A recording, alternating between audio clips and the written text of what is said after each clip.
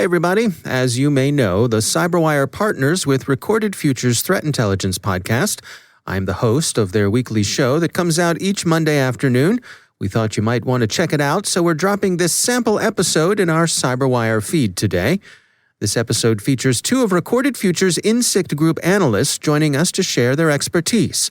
Lindsay Kaye is Director of Operational Outcomes, and Wright is a Cyber Threat Intelligence Analyst. Our conversation focuses on correlating the COVID-19 Opportunist money trail, highlighting their findings where bad actors are taking advantage of the COVID-19 pandemic in a variety of ways. We hope you like it. Thanks for checking it out.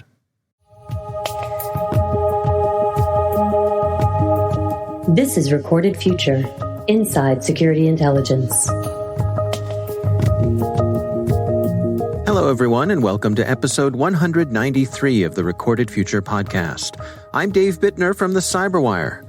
The COVID-19 global pandemic has predictably attracted bad actors intent on using fear and uncertainty as a framework for a variety of actions, from run-of-the-mill money scams to targeted phishing, business email compromise, and even espionage. Recorded Future's Insikt Research Group has been following these money trails and correlating them with a spectrum of bad actors around the globe. They recently published their findings in a blog post titled "Follow the Money: Qualifying Opportunism Behind Cyberattacks During the COVID-19 Pandemic." On today's episode, we've got a pair of Insikt Group researchers joining us to share their expertise. Lindsay Kaye is Director of Operational Outcomes for the Insikt Group at Recorded Future, and Wright is a Cyber Threat Intelligence Analyst. Stay with us.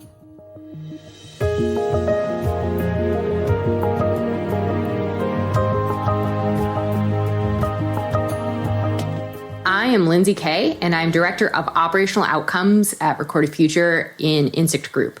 So our team is primarily responsible for developing a lot of the technical detections that go into the product. So things like the YAR rules, the Sigma rules, doing also malware analysis and network analysis.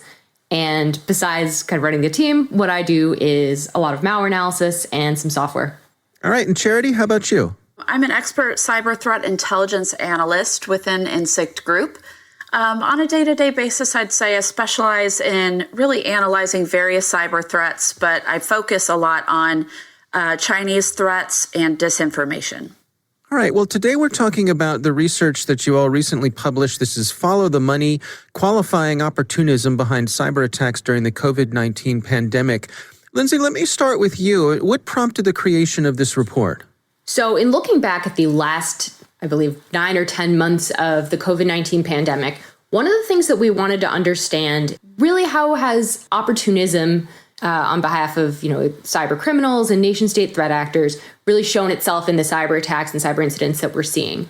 So in order to understand this, what we wanted to do is look at the larger socioeconomic climate behind it and see how did threat actors take advantage of different aspects of the pandemic, because as you know, it really has evolved over the last 10 months in how they targeted victims, what kinds of attacks were going on, and generally what sort of the themes of a lot of the phishing alerts that we identified were, and see how that all related.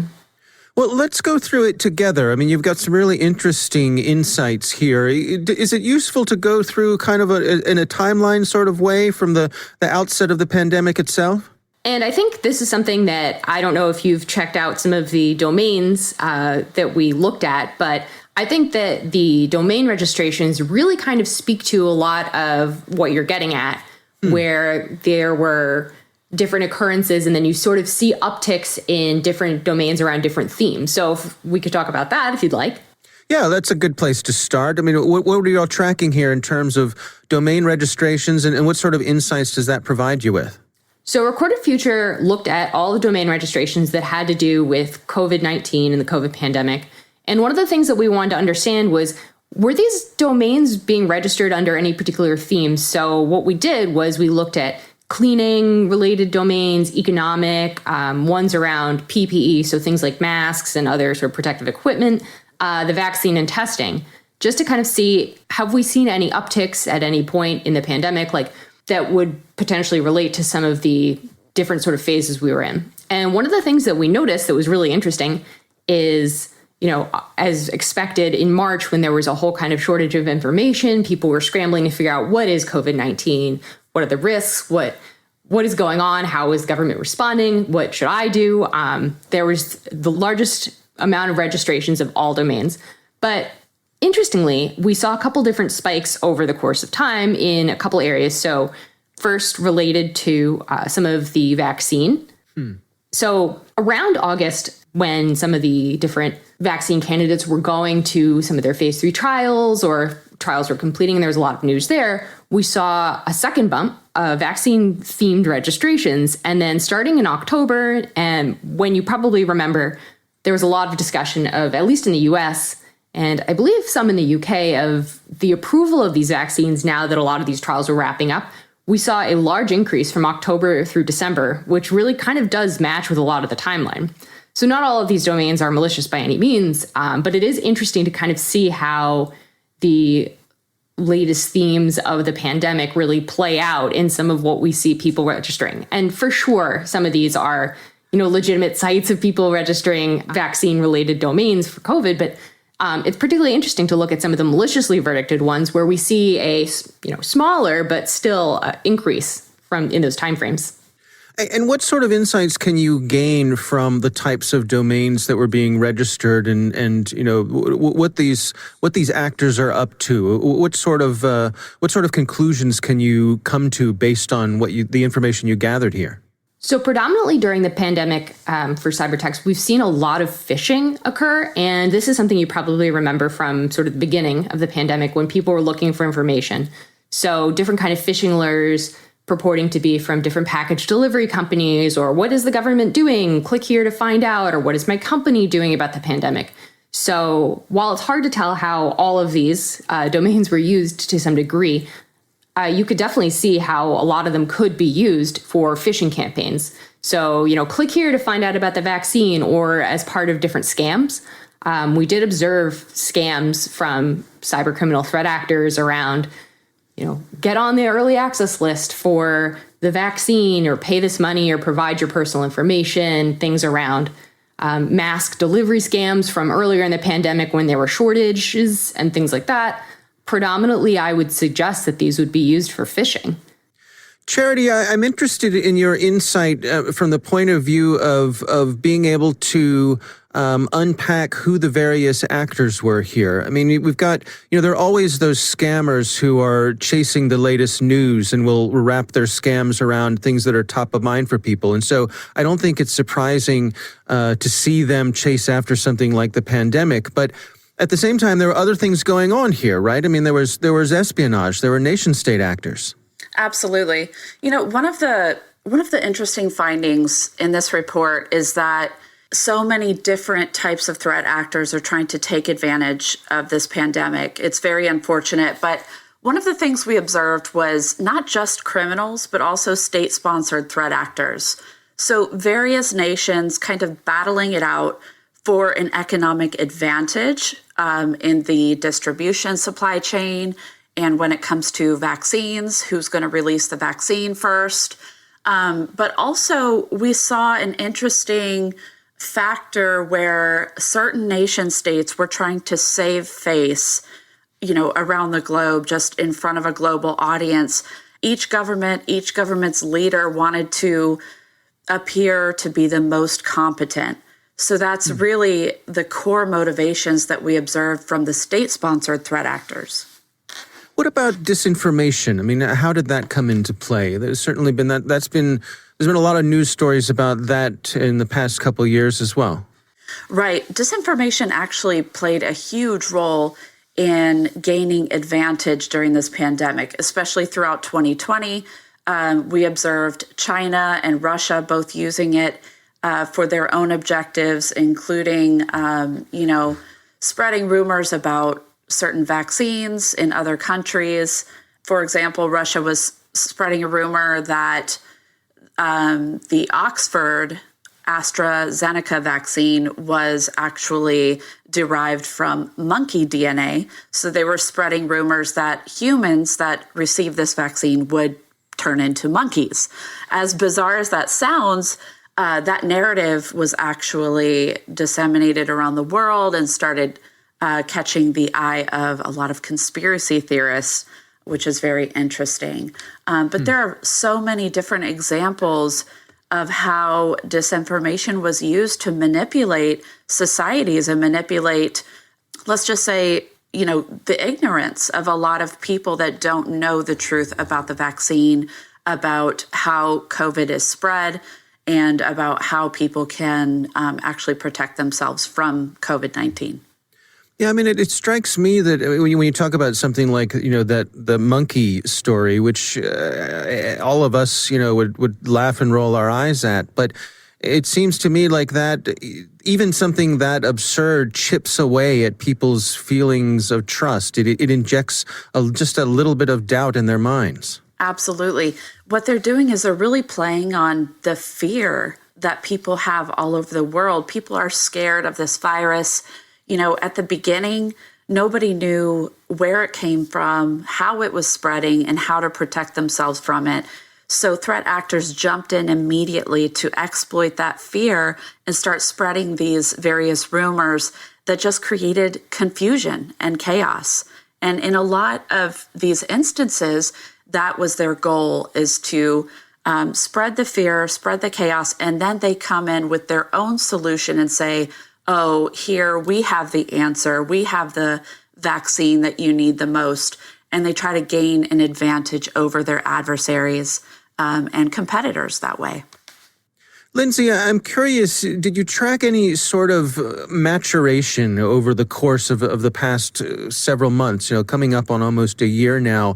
Did the sophistication of these attempts grow? Were they able to learn from what worked and what didn't along the way?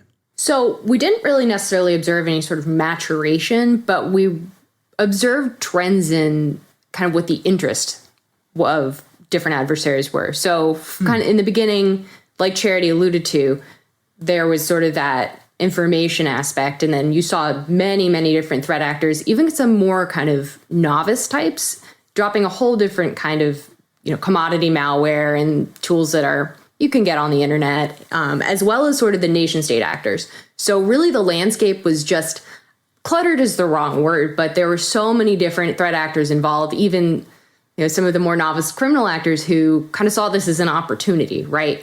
Like Charity had said, there were so many people who were just like, what is this? Where did it originate from? Who were hungry for information, that people really capitalized on a lot of that. And then we started to see some of the more sophisticated threat actors, so the state-sponsored ones, trying to get information about vaccine development from some of the vaccine development companies.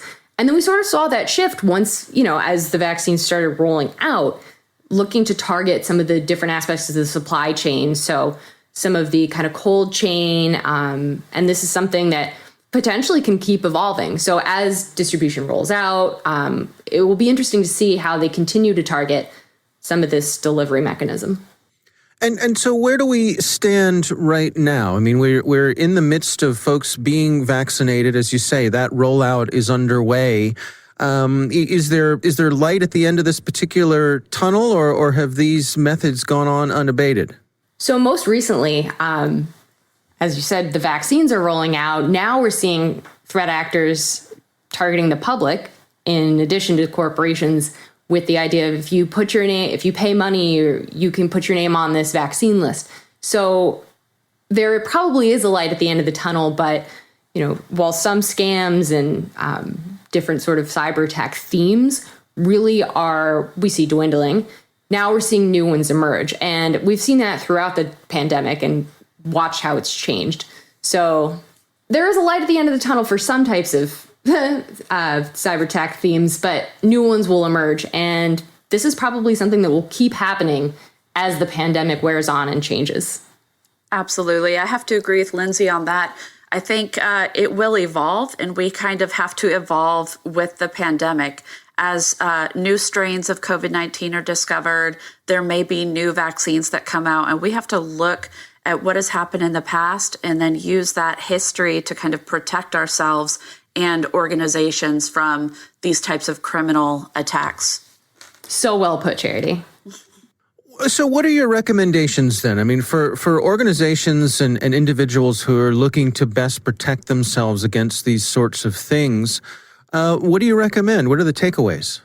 So from a technical perspective, recognizing that phishing is an ever popular initial access vector. So just being cognizant of, we've seen threat actors use different kinds of phishing lures to deliver malware. We've seen them target different sort of remote technologies. So just being cognizant that this is something that will likely not change. So being cognizant, letting your employees know that this is something that will continue on. And especially as the pandemic themes change, what is kind of the most current and relevant issue of the time, and just being cognizant of that. For protecting ourselves against disinformation and false information that may be out there, it's really important for people to go straight to trusted scientific sources and public health official sources for information. We found that, nearly 40% of misleading statements are in social media. So when you're seeing, let's say, news or rumors travel around social media, be sure to question the authenticity of the information and always look to see what the source is. And if you have questions about the vaccine or the spread of COVID-19 or anything around this pandemic, definitely go to official sources for your information. Yeah, it's good to have those skeptical thinking tools at your disposal to be able to discern whether or not a source is likely to be good or not. Absolutely. Our thanks to Lindsay Kaye and Charity Wright from Recorded Future's Insikt Group for joining us. You can find more about this topic and the Insikt Group's research by checking out the blog section on the Recorded Future website. Don't forget to sign up for the Recorded Future Cyber Daily email, where every day you'll receive the top results for trending technical indicators that are crossing the web. Cyber news, targeted industries, threat actors, exploited vulnerabilities, malware, suspicious IP addresses, and much more. You can find that at recordedfuture.com/intel. We hope you've enjoyed the show and that you'll subscribe and help spread the word among your colleagues and online. The Recorded Future podcast production team includes coordinating producer Caitlin Mattingly. The show is produced by The Cyberwire with executive editor Peter Kilpie, and I'm Dave Bittner. Thanks for listening.